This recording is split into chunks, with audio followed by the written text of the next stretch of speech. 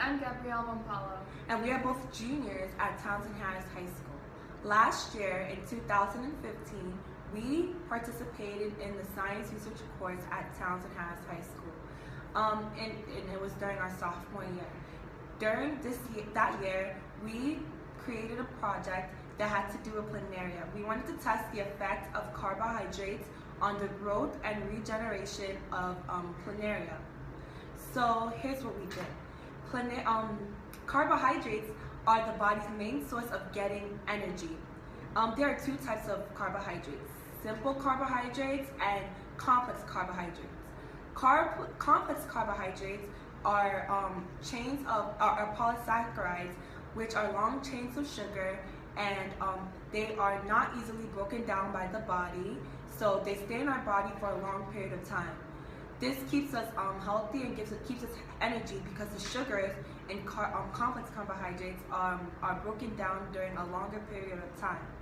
Simple carbohydrates take a shorter time to be digested, therefore it leaves you often hungry and you feel like you need to eat a lot. Therefore it leads to obesity, it leads to diabetes, and it leads to death. In this experiment, we fed our planaria both simple and complex carbohydrates. Some examples of complex carbohydrates include fruit, Simple carbohydrates can be any type of simple sugar, so candy, sweets, table sugar. But complex carbohydrates are food that we often eat, like rice, something that stays inside of our stomach for a longer period of time. It requires more energy and time to be digested and processed by the body. Exactly. So in this experiment, we gave our planaria strawberries, which is known as a complex carbohydrate, and we fed our planaria's sugar, which is a simple carbohydrate, and wanted to see the effect it would have on the planaria's growth and regeneration. Planarias are a simple flatworm, usually found in lakes and ponds, and they are known for regenerating. Regenerating is when your body is able to, if you cut off, for example, if a part of the body is cut off by an accident, or if the organism does it on purpose, it can grow back. So planarias are known for being able to do so. And we wanted to see if we fed the carbohydrates, to the planaria, if anything would happen. So we tried to test if it would interfere with the regeneration capacities of the planaria, and we wanted to further apply this to humans. In the same way that we start out as stem cells that grow and divide, we wanted to see how diet can affect the development of stem cells, and if it could have an effect on the growth and development of humans, or even wound healing in humans. So, for example, if a baby, we can see how if we fed them carbohydrates. I'm just giving an example. If we fed a baby who was just newborn carbohydrates constantly, would it change the growth of a baby who is not a malnourished baby, in a third world country and stuff like that?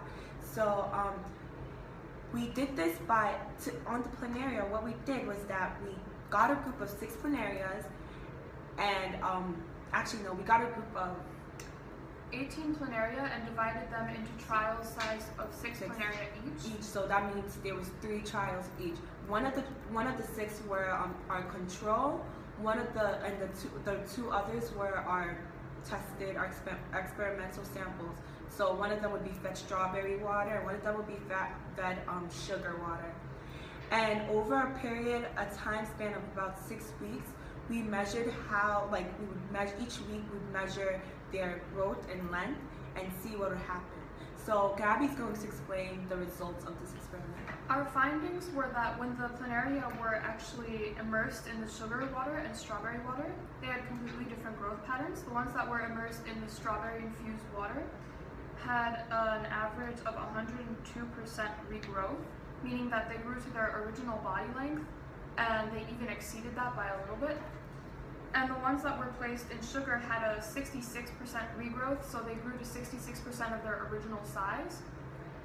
This could be because the strawberries had added minerals in them, such as vitamin C, which could have given the planaria more energy or more nutrients to grow. Another possibility was that the sugar was just not enough fuel for the planaria, since it was a simple carbohydrate. It could be broken down really easily, and it didn't provide a steady source of energy.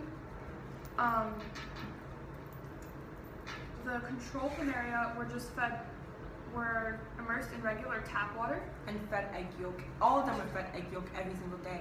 So they will all had the equal amount of food in their stomachs, but it's just the environment that they were surrounded in was different. In the end, it showed that the planaria inside the strawberry water were more healthier than all the other planaria. The sugar water planaria happened to die before we got to see them, so we had to constantly replace the sugar water planaria because they were dead, while the strawberry water planaria lived for a long time, and it supported our hypothesis that the strawberry water planaria would live the longest because they're being fed healthier sources of food rather than sugar constantly.